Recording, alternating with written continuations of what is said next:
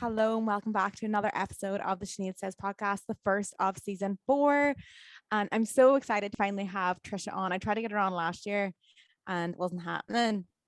And she's like, Sorry. give me a few months. We'll talk about that later. But and then now you were like, yes, I'm ready. And you sent me your schedule and I was like, yes, I'm so excited. And anyone that doesn't know Trisha, you must be living under a rock because Trisha's like, you're like an OG. Like you were on the scene a long time ago. You did your Instagram was Trishas Transformations, and you really did your fitness and health journey. Everything was recorded, and it wasn't just fitness; it was all crack. There's always the crack with you. And then you just went on to like literally take the world by storm. You were on the Late Late Show that a lot of people know you from. You wrote a book. You have your own business now, Sharp. That's a new one. Sharp by Trisha Lewis. It's very exciting.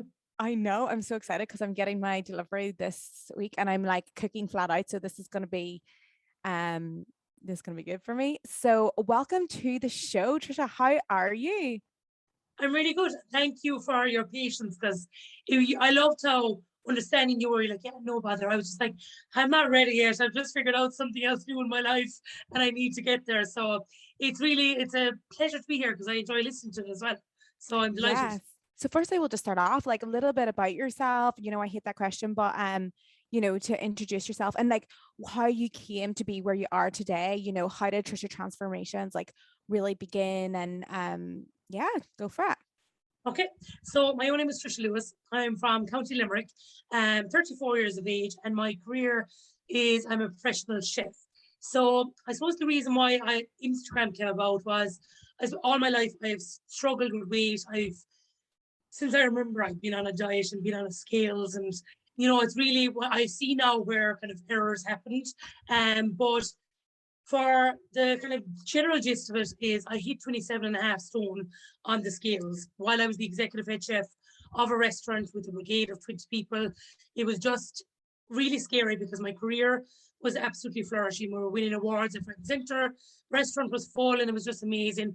But my personal life was in absolute tatters. So what I did was I ended up booking a gastric bypass in Belgium and booked it, paid for like 4,000 euros, which was 50% deposit. And I said I was going to go for it. And I wasn't going to tell anyone because having 8 sisters, they always like, they look out for you and stuff. And a lot of them were quite worried. And eventually, through the jigs and the reels, I actually ended up cancelling it. And I think that's what started off the worst year of my entire life. I had booked for March the 15th in 2017, and I gotten so like into how I was going to be when I was thin, and I was going to be so happy then, and just cut my stomach up while just get it done. And the truth was that year, that's when I found my mental health hit the gutter, and I didn't want to be here anymore because I kept kind of telling myself, if you can't even do gastric bypass, what can you do? And it was my inner thoughts were so awful. So roll on the January of 2018, I was really, really down because I didn't want to be around. It was New Year's, all this kind of woohoo, and I'm like, this is not fun. And my trigger moment would have been my sister. So my sister was expecting her first child, and she rang me. We all live near each other at home. And she said, you need to come down to me because there's a bit of a problem. And she was after experiencing quite a frightening bleed. So I got her into the car, brought her straight up to the maternity hospital. She was crying, or what can I say? They checked, the scan was fine, everything was fine, heartbeat was there. And I remember it was the moment I heard Danny's heartbeat that my heart, it nearly stopped because I was so sad. I was like, this baby is real and it's going to come, and I'm not going to be here, or if I'm going to be here, this child is going to know me as who I am now. So we left the hospital, and Marie cornered me in the car park and was like, look, I need to talk to you. She said, I'm so sorry. She said, I'm so stressed. I can't sleep. I can't eat. All I'm thinking of is you're going to go and my baby's not going to know you. She was like, when can we ever make you see who we see?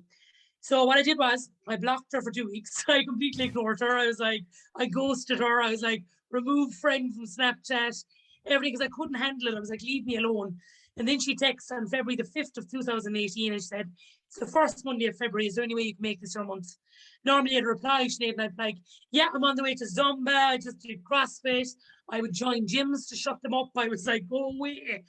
And I texted back and I said, honestly, I couldn't do it anymore. And I was so sorry. And even to see the text message now, I know who it is, but I can't remember been in the mind frame to write that. I told them that they all needed to move on with their life, that I loved Mum and the sisters very much, but I couldn't do this anymore. They had to stop worrying about me, that I was just leave it go. That was the day I changed my life. Within 2 hours, I joined the gym. I said, look, I'm going to just chance it and see what happens. And here I am, 8 stone gone later, 2 best-selling Irish books. I give up my career and now I have my own company, and I'm chatting to the one and only Sinead Hegarty. So things happen, and it was a hard journey, but by God, was it exactly the journey I wanted to do. Yeah, because sometimes you have to hit that rock bottom, and sometimes you are in denial. I don't know about you. I definitely was in denial in a session, and there was one moment for me when I just accepted it and I just said, I really need help. And do you think, like, up until that point, like, you were sort of in your own little bit of denial, and then when you accepted it and you know, obviously yours is different because someone told you, it's like, whoa, it's like more like it probably triggered you into like defensive mode, like leave me alone, and that can be really hard. And like, but you know, sometimes people don't start the journey until they hit rock bottom first of all, and then accept. So do you think, like, and I agree, and I think that you said the word defensive, and I think that the most asked question I get is, what do you do with somebody who might be in your position before? Mm-hmm. And the truth is, you're probably not going to get the answer you want. It's going to be a reaction, and it's not directed at you. It's from hurt inside. It's from being fat shamed. There's so many things that happen. But what I would say is, a lot of times people like, was that a kind of a light bulb moment?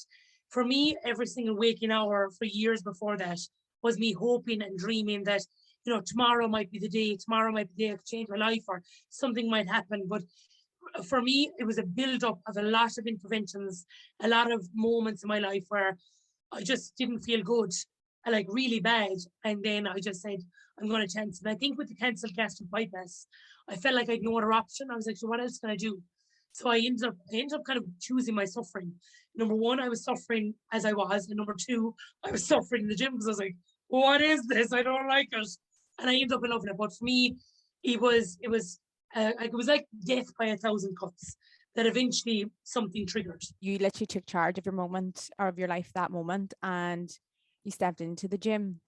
And how was that? Like, I feel like even anyone who's like been out of whack or in a rut, it just seems like so scary. And like, talk us through your moment when you went there and just began the process, I suppose.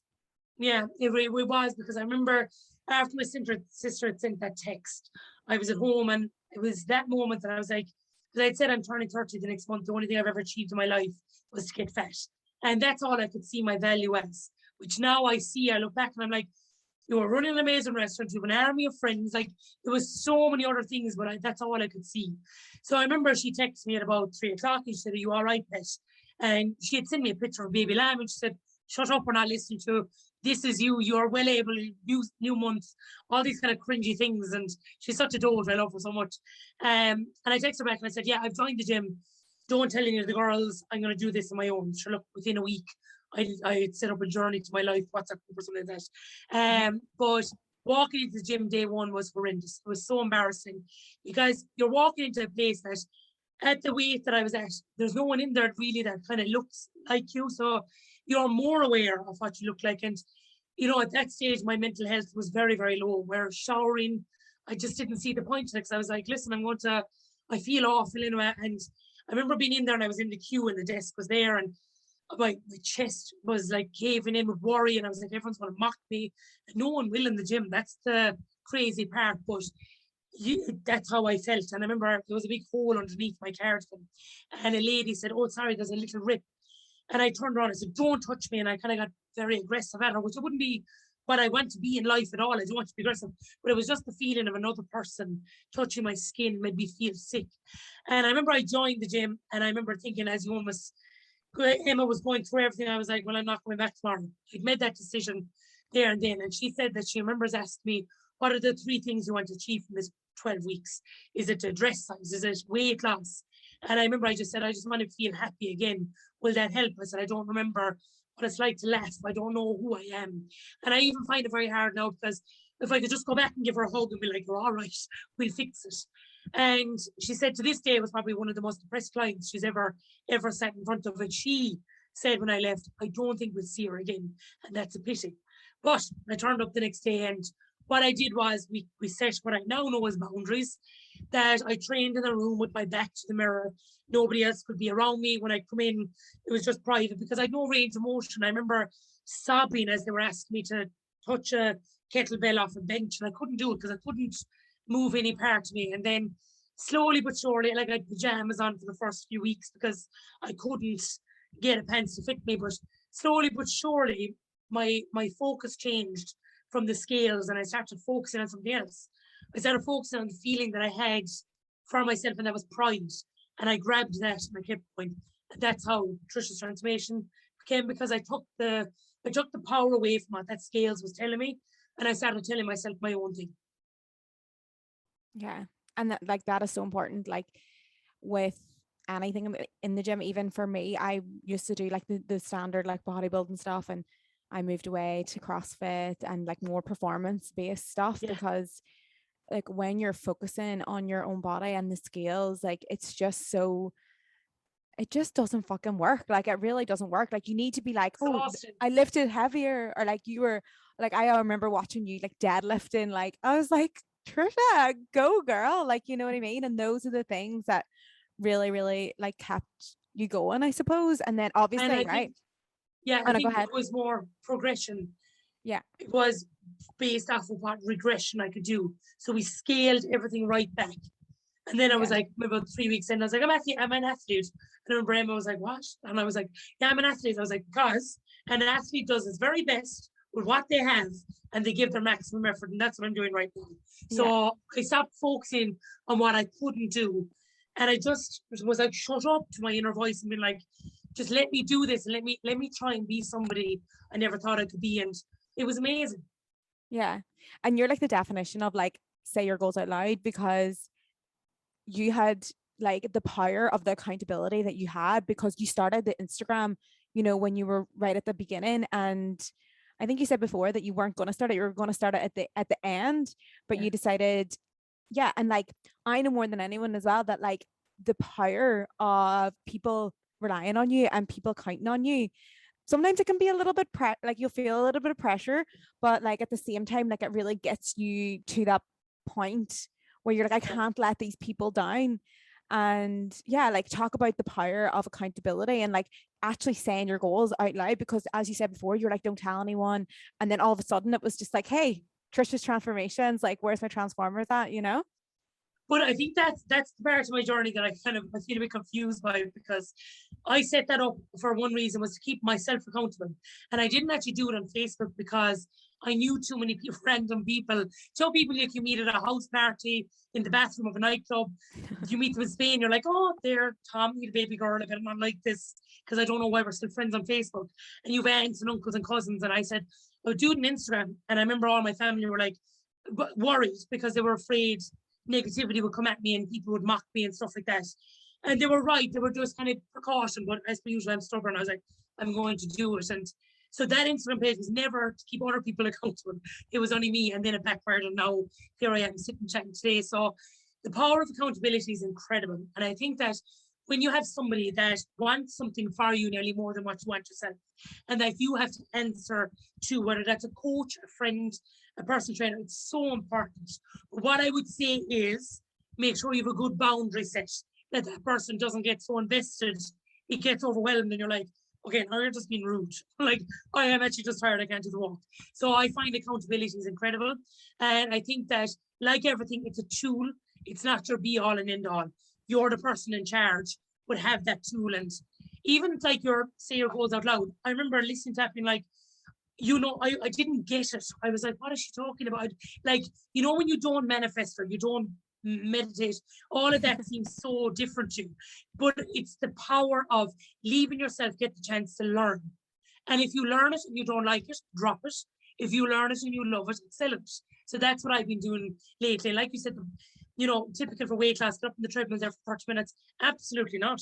Give me the clean and snatch. Give me, I don't even know if that's the right word. That sounds wrong. Deadlift. Give me the presses. I want to perform and I want to push my body to places that I never thought Trisha Lewis at 27 and a half could. Yeah. I just want to ask this, because I feel this also, because obviously so many people are watching you, and you know, I'm the same. You know, I ended up stepping away from a little bit of fitness stuff because I used to be fit. Like my first thing was fitness, and I actually felt a lot of pressure to be the certain weight and the certain stuff all the time, and I just was like, I need to move away from this. And I felt a lot of pressure in that, with all these eyes around me, and like I gained weight or like something happened, or you know, I wasn't doing the same thing. Like I did feel a lot of pressure, and I had to step away sometimes. But do you ever feel like that?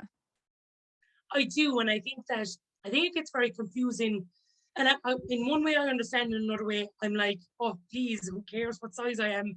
Like, I find that when people put pressure on, going, what weight you know, what size you know, have you gained weight this week? Have you lost that weight? And sometimes you might be in that mind frame, and you'll open that message and you go, oh my God, I actually have a clue. Will I go up the scale? And it could just, that's where I find that pressure Yeah. is intense. Now, thankfully, I've said it out loud and I've said it on my page that that's a little bit of a boundary. And I just feel that when it comes to the scales, it absolutely dictated how I acted from 12 to 29. I don't want that from 30 to please God 89. I want to just feel happy. And with that, that's the only time I ever really feel pressure, is when there's, I suppose, questions that make me uncomfortable. Because the thing is, I might have an Instagram page and I might have all these followers, and I love my Transformer splits, but I'm still a very vulnerable person on a weight loss journey, that I have been traumatized by comments and people refusing to sit beside me on planes. And so whenever I hear the word weight, there's always that little bit of a insecurity and doubt. So even if it's just a nice question or a mean question, whatever it is, they kind of still give me the same feeling. But I'm working through all of that in therapy. So I think that's where I find the pressure. But 99.9%, you know yourself, Sinead, are amazing. They respect that, and they're like, I don't care what size pants you wear. Like, we just want to see what you're cooking or you're deadlifting. But that's where the part of the page where I'm like, is it Trisha's weight loss journey or is it my life transforming? That I just need to make sure that I'm okay with that identity, and that some days the scales are up and some days the scales are down. But that's my own thing.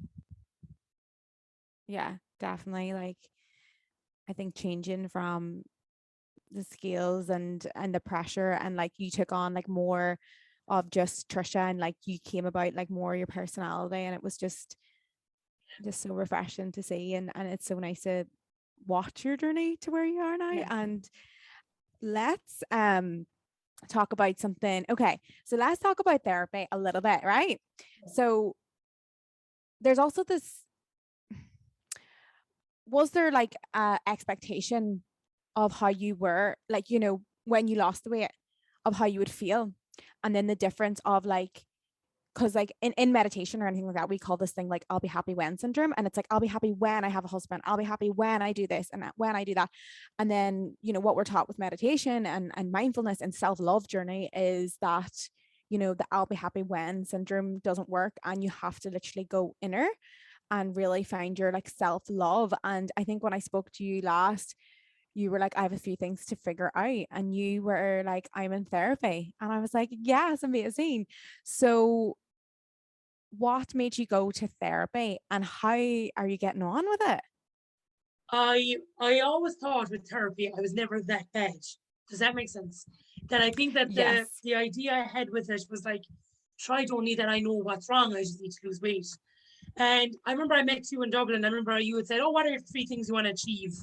And we were just chatting away. And I remember I'd said like weight loss, partner, and a house. And I remember you were like, you shouldn't have your, you know, scales as your be all and end all. And I was like, okay. But in my head, I was like, yeah, I should, because that's my value.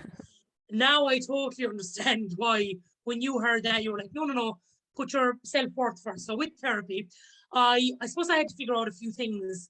Um, I suppose I always thought an eating disorder, and so ignorant on my part that it was somebody who had lost too much weight. That I was like, there's no, I'm just fat.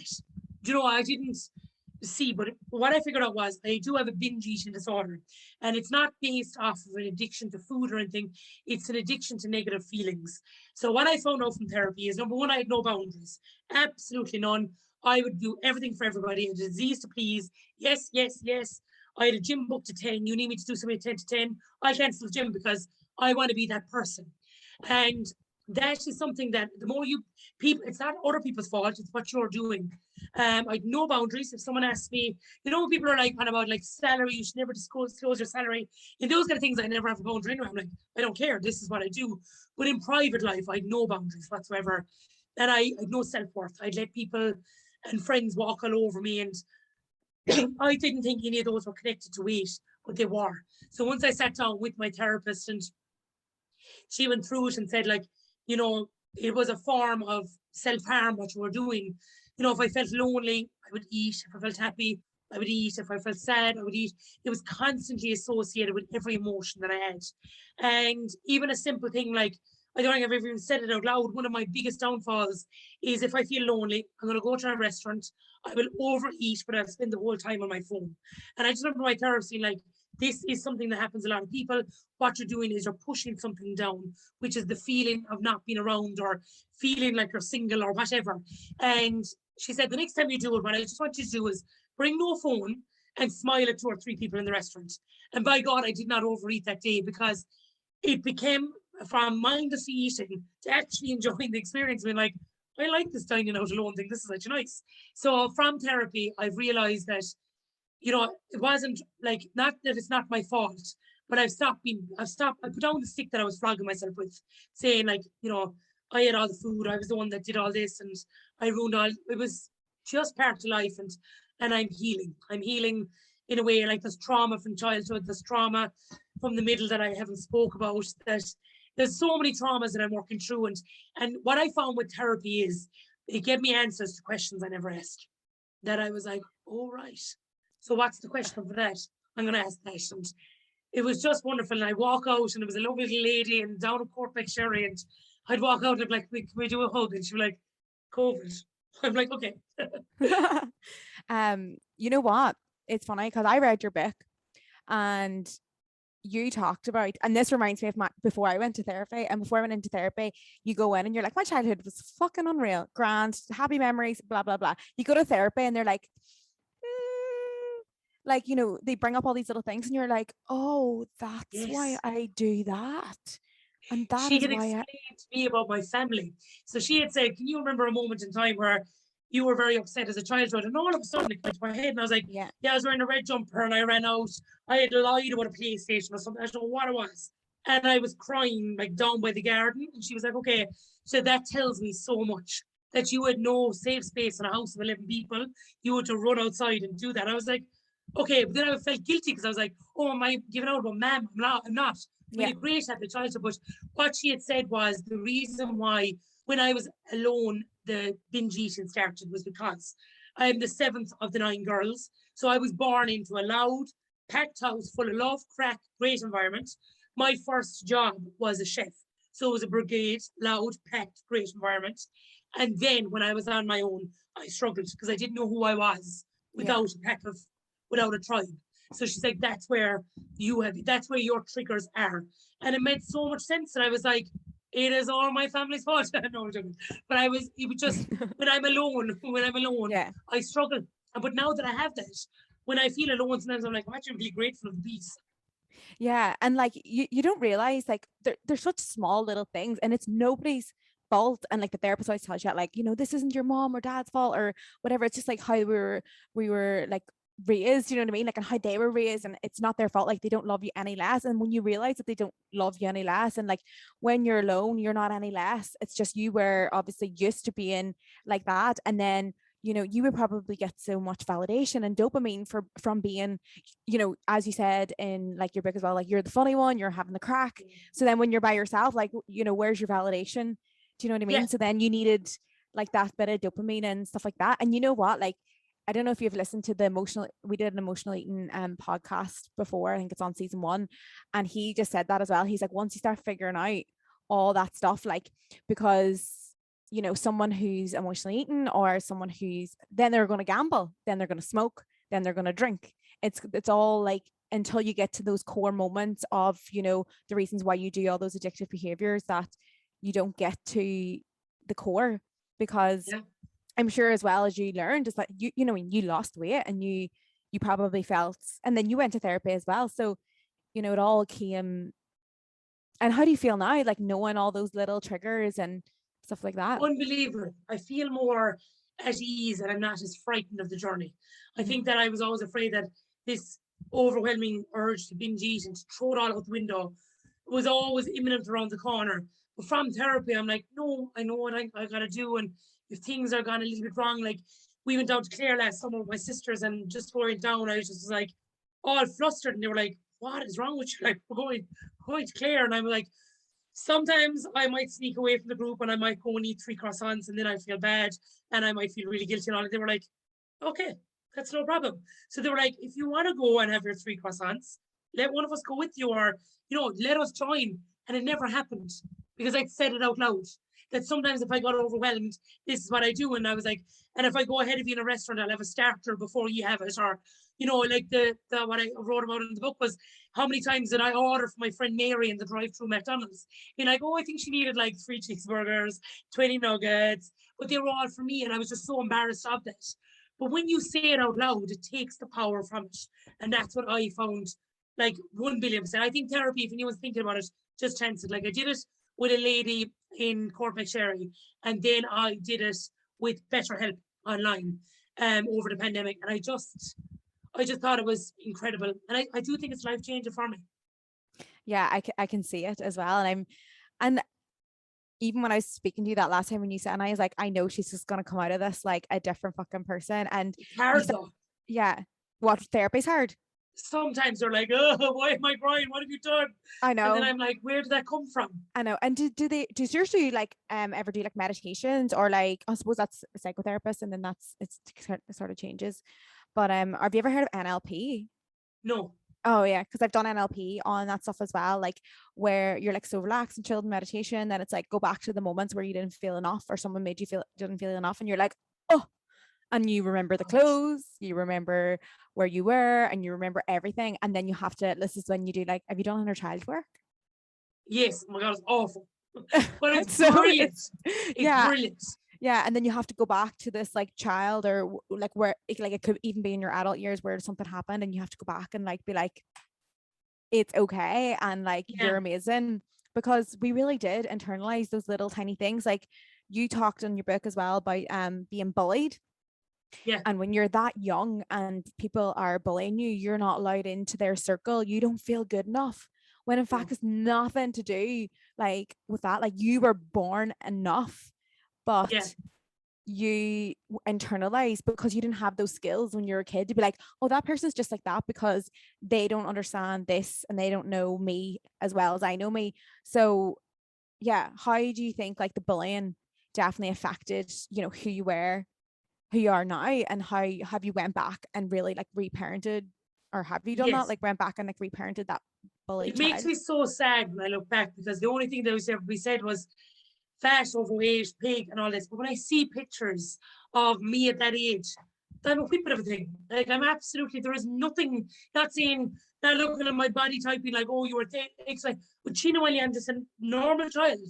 So it's amazing the power of what words can do and how I had internalized that. And that's who I actually became. So I remember the bullying. I always felt like it wasn't that bad that I could report it, let's say. But I remember one time we were going into the toilets and they'd gotten compasses and they'd wrote Trisha is fat and all over things. And I remember it was the only time I ever kind of opened up and I told my teacher and I said, like, that's in there. And I was bawling, crying. I was about 10 years of age. And when I was in the next day, I thought like they're all going to be in trouble and things were going to be sorted. And I just went into the bathroom and was painted over. So nothing was ever said. So when I look back now, I can see that it wasn't my fault, but there was certain parts in it that I was let down. That there was things that, if somebody just said to me, you're not that person, because the only person I told didn't help, I said nothing. And then what I found was, once those girls, they were a year ahead, went on to secondary school, I became kind of like a bit of a bitch, because I was like, right, I need to kind of be top dog here, be loud, be funny, be great crack, and get the jokes in before somebody says it to me. And that's where I found the bullying now. In one way that I find that everything kind of happens for a reason, that's given me the personality I'm today, that got me to my executive head chef position, not bullying, by just being sure of who I was. And it was just, and I think that around that time, it was you know, looking at people on X Factor and be like, this person's 12 stone, this one's 14 stone. I used to buy all those magazines, and I think it all just affected. I was kind of bullying myself as well around that time, you know. And I remember being in secondary school and someone had like looked at my jumper and was like, oh my God, yours is size 50. And I was like, oh my God, what's yours? And it was like a 32 or something. And I was like, so embarrassed. But instead of calling that person out, which was what I would do now, I internalized it. Yeah. And like our generations as well, like as you said, those magazines, like we've seen some of them being resurfaced now on Instagram. Have you seen them, like the Now Terrifying. magazines? And we're like, and it's literally like best and worst beach bodies, and you'd have like the worst beach bodies and you'd be like, are you being serious? Like literally like the most banging body ever, like I like Yeah. want this body. And it was known as like the bad beach bodies. And like it's so mad because so many things I don't remember as a kid, but I fucking remember reading them magazines. Yeah. And I also remember, you know, I spoke about this before. Like, I remember like my mom complaining about her weight and people around me complaining about their weight. And when someone complains and doesn't feel good enough, like, you know, you internalize that as a child. You don't have the skills. Do you know what I Yeah. mean? And like, do you think those magazines, like, how do you feel now when you look at those magazines and think, like, what advice would you give to someone who sees I this think my heart as breaks for the person that the picture was taken of. Like they're just I people doing know. their job, and they just have more of a life. Like they're a celebrity. They're just still normal humans who, no matter what money you have, no matter what following you have, that hurts. So when I see that, I feel kind of embarrassed for the person who wrote it and sad for the person who's on it. And I think that it's so like what we like we when it comes to social media, and that's what it is now, because you know, the magazines is now Instagram and stuff. It's, you know, a phone can either change your life or ruin someone else's. So that's what I feel like they shouldn't be printed. I think like if someone's got cellulite, like I'm so like I look at a thing when I'm so jealous that she's in a bikini. I've never worn one in my life. So it's all about where someone is in a journey, and if people, if that's what sells by shaming other people, well then shame on them. Because I remember when I was younger looking at it, was someone that said woman is 14 stone and breast. My sister, do I look like her? She's like, hey, you're really similar. And I was mortified because the magazine had said this person was huge. Like I didn't know what I meant by stones, but they were shaming her. And I remember being like, what? And then my sister was like, she's beautiful. But I was like, okay, cool. And then I moved on. So it's just so, it's so dangerous what people consume, especially young girls. Yeah. And do you think the world is changing now? Do you think like I think it is, but I still think as a person in an overweight body, there is still a stigma and a shame about it. There is still people who will only look at people who have weight and use that as a weapon. I still, now, do I think everyone? No, but I still think there's a good number out there that I still find that that's one of the main reasons I don't drink in a bar anymore. Like, I just don't, because I know somebody after a couple of drinks will throw a comment at me, male or female, oh always, really? without a doubt. You know, the anxiety I would have to walk to the bathroom, even though I have 200,000 followers and jumping up and down on Instagram, I would still have that fear walking to the bathroom going, is someone going to tell me a name? So I do think it's changing. I think that hopefully our voices and millions of others will join on and go, stop judging people for how they look. It's weird, but it's still out there in my experience. But I don't know, I can't vouch for somebody of like yourself, Yeah. because everybody has a different experience. But for me personally, there is still that fear out there that you didn't see it. Like when you get those trolling messages, it's always to do with weight. The cheap shots are still out there. And like but you know what? I'm gonna say this about trolling, and it doesn't matter because you see, right? It'll be something else. If it wasn't Yeah. this, it'd be something else. And that's something I think you have to fucking learn when you're like us. And like this is a very, I think that's, did I tell this to you? I can't remember. I said it to somebody was chatting and they were like, you know, got really badly trolled. And I goes, look, here's a small little example of like how it works. When me and Jack went to a wedding and we didn't have matching outfits, they were mortified that I didn't. They were like, oh my God, why would you not match your outfits? Like you look so clashed and all this, blah, blah, blah. And I was like, okay, like Jack's not going to buy a brand new suit for my dress. Like it's not, but anyway, I didn't say anything. And then the next one, we were actually matching. And then Yeah. they were like, oh my God, how cringy matching. So you could, and like, You it makes can't no win. sense. You can't win. Like if you're a doctor or a nurse they would be like, oh, you don't work hard enough. But like, if you're not a doctor, you'd be like, why are you not doing, like, it's just like constant thing. And like, especially, I don't know, is it just Ireland? Do you think that's like this, where I don't know, like this, I feel like we get a lot more trolled than like some of my friends in England or America. Yeah. So But then yeah, like, what I find is, because I have a few friends who have, they're male and they've got high followings, they don't get it at all. no. Not at And I was all. trying to Jerry Louds about this, and I was like, oh, how do you feel about, and he was like, I don't really get it. And I was like, what do you mean? It is like women do get it more, but it's because like they don't realize that their internal things coming up, like that we're not supposed to be successful, or we're not supposed to be this, like, do you know what I mean? It's reform, like they desire to, it's hard to say that because people will be like, no, fuck, it's not jealousy, blah blah blah, but like it's, I think it's I don't know what it is. I It's don't know what it is. successful women that are getting the most backlash, and it's because, and I always said this about Caroline Black as well. Like I always said, like, she got so much backlash when she was on X Factor and stuff, and she was a confident, successful woman, and we were Can all you imagine fucking what it felt like jealous. for her?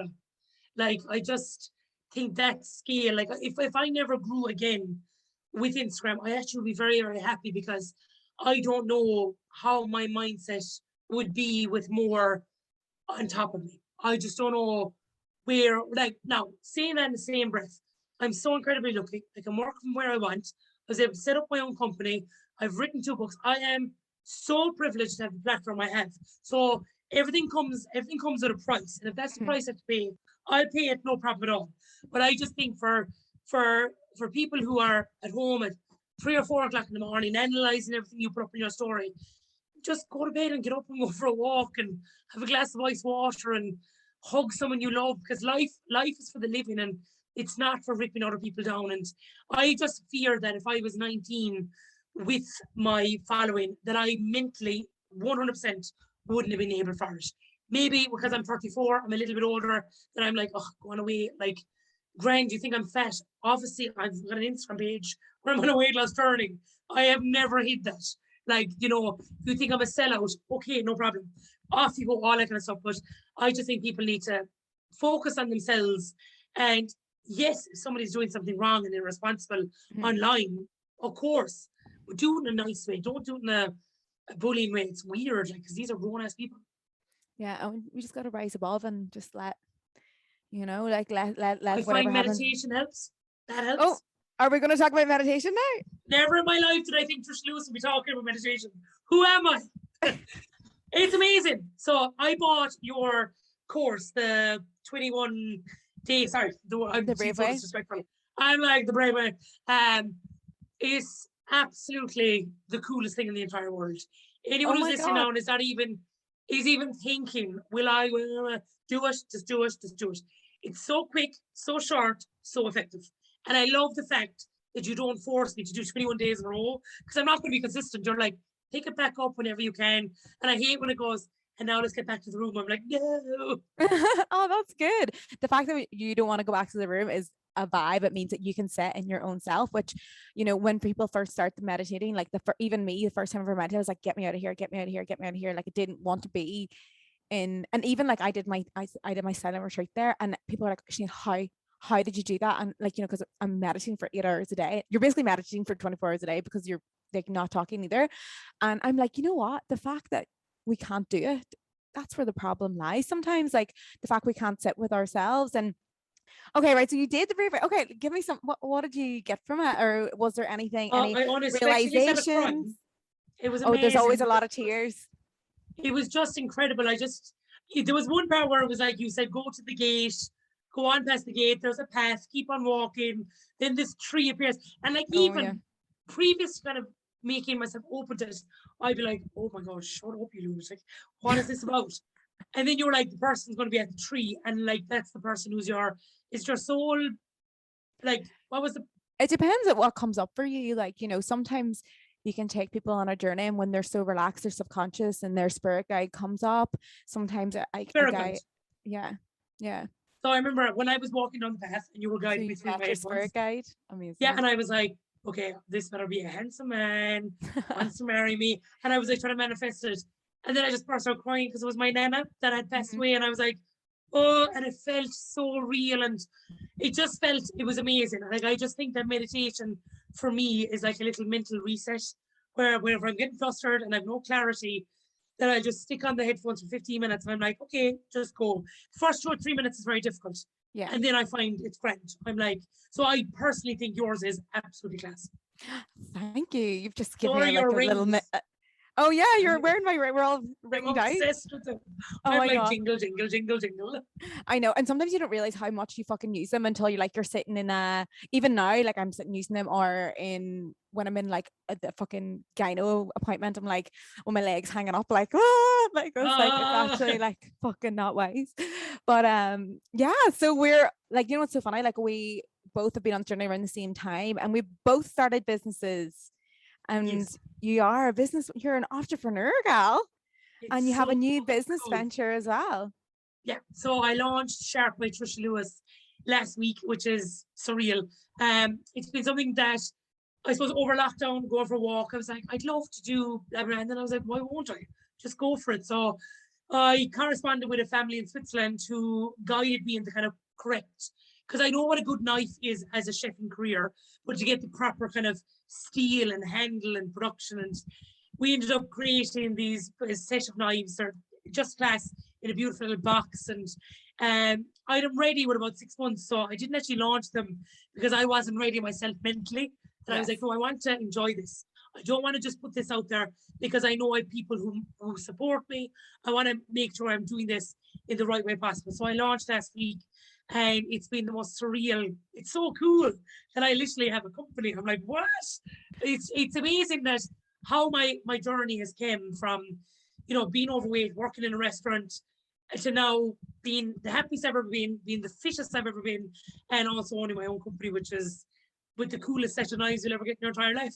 There is something so cool about like having your own company. Like it's even like when you haven't even made any money yet and you've just like set it up and you're like, whoa, this is like so cool. And the thing about your company as well, so aligned with you.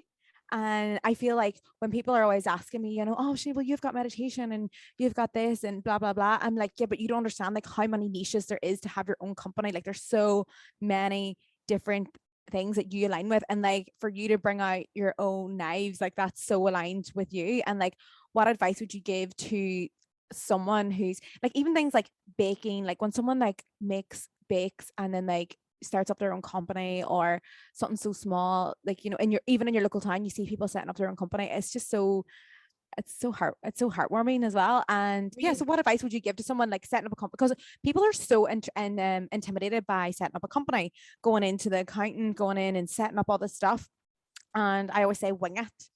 But well, first of all, what's your advice, because it is daunting, like, hey, let's go set up a company, isn't it?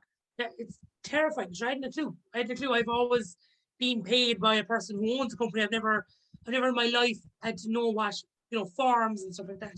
So what I'd say probably the best advice is wing it, but also get an incredibly good accountant that just says, here is what you need. And what I find, I have an amazing accountant, Stephanie in Galway, and she's the same accountant for Brian Keane. He referred me to her. He was like, she is just so good.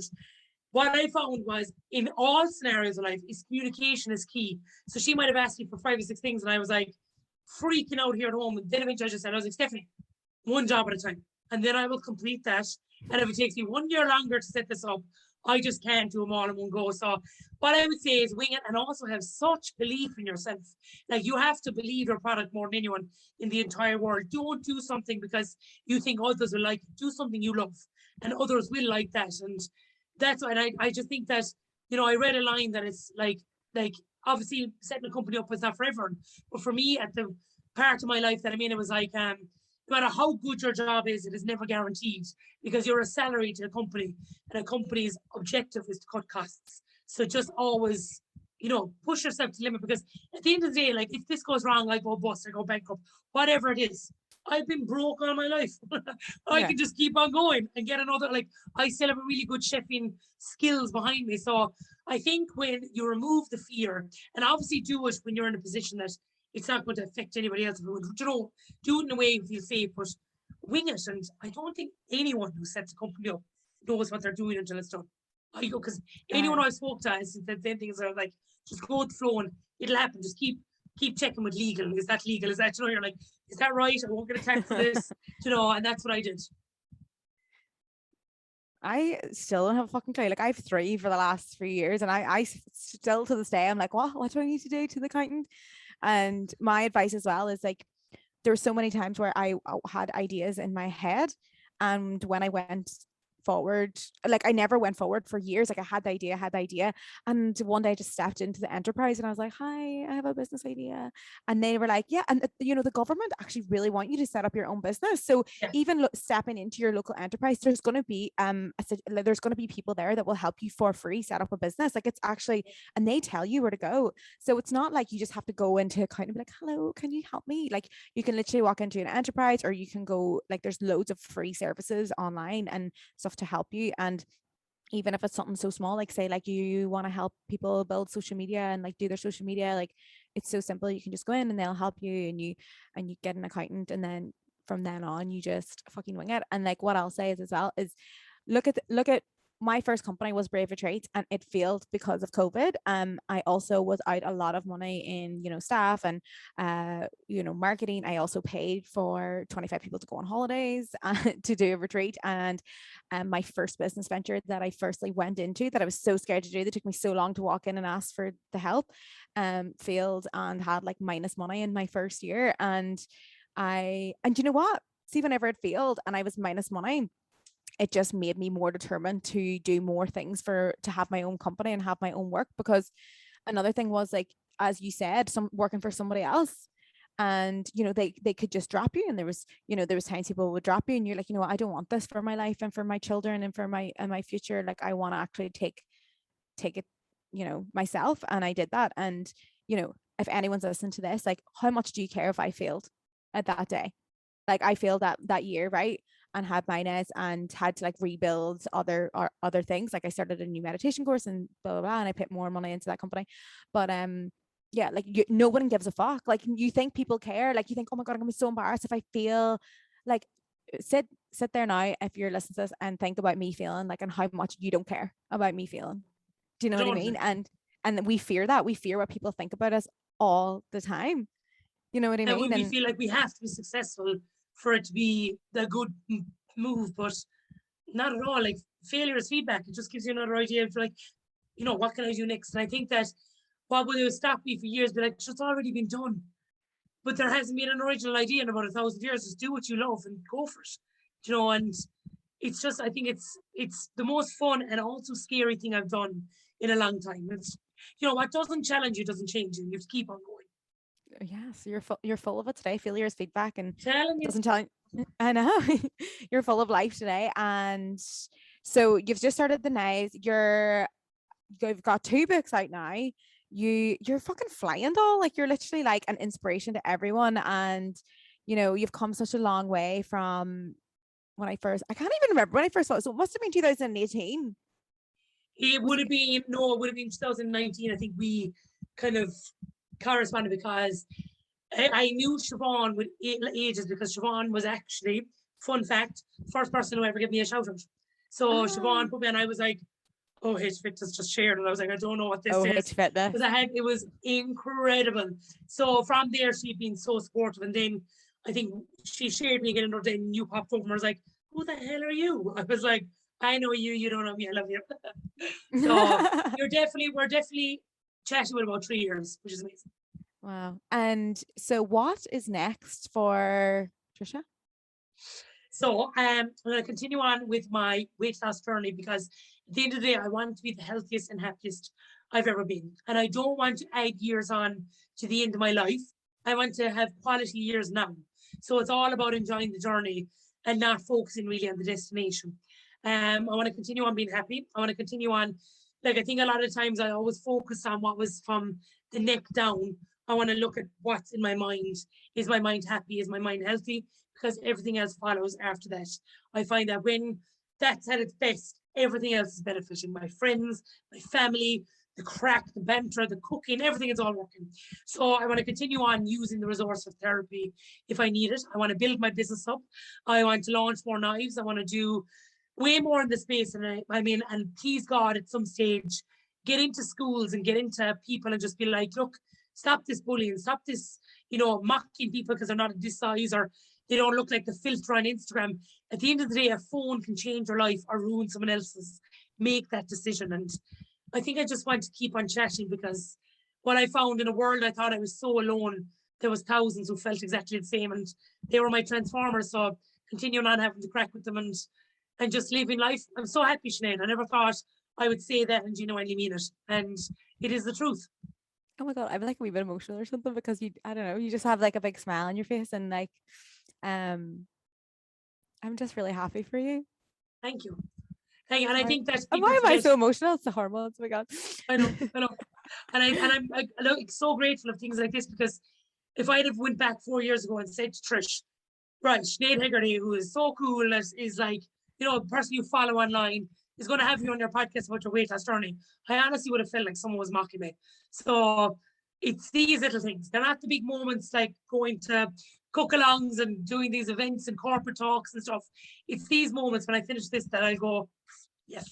I want to change something here. I want to say being on here for your weight loss journey, I want to change that because that's not why you're here. You're here for your inspirational journey. I want you to stop. I feel like I want you to stop saying that. That's my advice to you. I want you to say my inspirational journey. Like you're here to inspire people because where you were, like even when you read your book or you hear about your story and all those times where you had like really, really, really rock bottom times and like from there to where you are is so inspiring because you never gave up and you kept going and you're working on your mind, so I think you should stop with the saying it's your weight loss journey. You're probably the third person that said to me that in the last few weeks, even. Yeah, because you've stuck that to your identity a little bit. And I think that I'm afraid of leaving that go because I'm like, but I've always been weight, whether it's losing it or gaining it. And I think that I do need to let that go. But it's so frightening. But I'll get there. Maybe episode 2, I'm like, I need to talk. And I found even another girl on Instagram just said, take your weight out of the bio. That's weird. She was like, that is not who you are. So I don't follow you to know that you're 18.73 stone. She's like, that's weird. She was like, I follow you for you. And I was like, oh, that makes total sense. Because it would be weird if your weight was in your bio. But I feel like I have to put it up there for others. And I think to say the number of my scales will never, ever, ever have the power of my happiness again. No way. That is just the rule that I'm making. And like, this is your happiness journey. Like, this is your, like, I think you've like, and like I said this as well, my identity podcast about when I met someone and they were like saying there, oh, well, I'm just the fat person at camp or whatever. And I was like, change that right now because every single day you get up and be your best and the best that you can be in that day. And I'm like, that's who you are. You're the person that's like going for it every single day. And like, you're so much more than that, Trisha. Like, you're so, inspirational to young women. Like, and you have the confidence, you can come online and you can share everything. And like, you're an entrepreneur now and you have 2 fucking books. There is so much fucking more to you. And I feel like, this is your inspirational journey. Okay. Yeah. And I think I need to stop worrying about other people with that. Because at the end of the day, it is about resilience. It's about resetting. It's about things going wrong. And I think that when it comes to weight loss journeys, there's no room for failure. If you see and you're like, oh, should we be having that, etc., leave all them go. All those kind of identities go. At the end of the day, I get up every day. I do my best to be a good sister, like friend, auntie, godmother, and that's all I can do. You just can be your best. And that's what I'm slowly realizing. That, my sister said to me that day, when are you ever going to see who we see? And I think I finally do. That I'm like, okay, I get it. I'm going to stop self-harming in the way that I am with food. And I'm going to put myself first. And that's what I'm doing. Okay, right. I haven't asked this question in a long time in the podcast, but since we're talking about this, you said, I finally feel like that. So can you please tell me 2 things that you love about yourself? Hey. My legs. I'm very sorry. Is this personality to your body? Because you're like, what's going on here now? I think that I love my legs because they're fine pair of legs. But the most important thing is I think I love my personality. I think I know who I am. I know that I'm not a bad person. I know that I probably have made mistakes in the past, but I've learned from them, and that I know that I'm kind. So I love my personality, and I think I just love myself. Is that a good I answer? love it. Because I didn't want to pick my legs there, because then in my head I was like, am I just dissing my stomach and I'm seeing this as a problem? I love every part of me. I'm able to get up every single day, and I'm so lucky that, yeah, I might have bingo wings, I might have excess skin, Stop but it. I'm still able to do a burpee. That doesn't define me. So, like, I'm very grateful for the body that I'm in right now. And I know my body will change. But for this moment in time, I'm grateful for my body, because it's able to give me so much relief of excitement and adrenaline. And I'm grateful for my mind.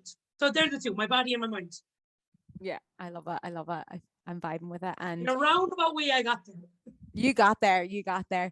Yeah. So like, I mean, I think we can finish it here. I feel like you have inspired so many people already, and I really hope that people hear this story and be inspired by you. And And don't give up. That's the thing. Yeah. Don't give up. Don't give in to other people's opinions. Don't give in. Like, I remember the first time I ever heard of was ANTS was from you. Your automatically negative thoughts. They're Yeah. the ones you need to nip. Quieten them down very, very fast. And soon enough, you'll realize that, all along the answer was there. You have the power. It's you. You can do it. Don't rely on a diet plan. Don't rely on a coach. Don't rely on an Instagram page. Rely on you.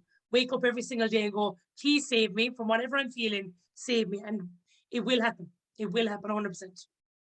Oh my God, motivational speech over here. Like this will be used on the reel anyway. All these motivational vibes. And yeah, I think like guys, you've you've heard it here from Trisha, and you can tell us now where we can get everything that we need to get, your knives, your books. Are we going to be, are you doing any shows or anything this year? Are you doing any, because sometimes you do like you travel around and stuff like that. So let us So know I'm if going you've to got be anything at, coming up. well, this year I'm going to be cooking at Taste of Dublin, which I'm really looking forward to. Oh, Very excited. oh, I will be at the Ploughing Championships with Aldi, because I'm a brand ambassador of Aldi. yeah. And it was funny because I think I was like, this is the lamest and the coolest thing I've ever done. So it was Lanzarote for the week was on, and then Aldi were like chatting away to me, and then I was like, oh my God, I'm in Lanzarote, I'm going to miss the Ploughing match, because I'm such a country culture. So then Yeah. they were like, it's no problem, like, we'll catch you for another event, because they're brilliant to me. And then I just emailed, I was like, hello. I was like, I rescheduled my flights. I fly in on the Tuesday, Wednesday. They were like, no, that's dedication. So I'll be at the Ploughing Championships on the second day. You can get my books and my knives on my website, which is www.trishas.transformation.ie. And the majority of me is over on my Instagram page, Trishas Transformation. Amazing. And it's amazing to have you on and sharing your journey and being so vulnerable with us. And yeah, guys, and thank you so much for listening to today's podcast. And I hope you got so much from it. Leave us a little review and let us know what you think. Tag us on Instagram and make sure you follow Trisha as well. And that's it. Bye.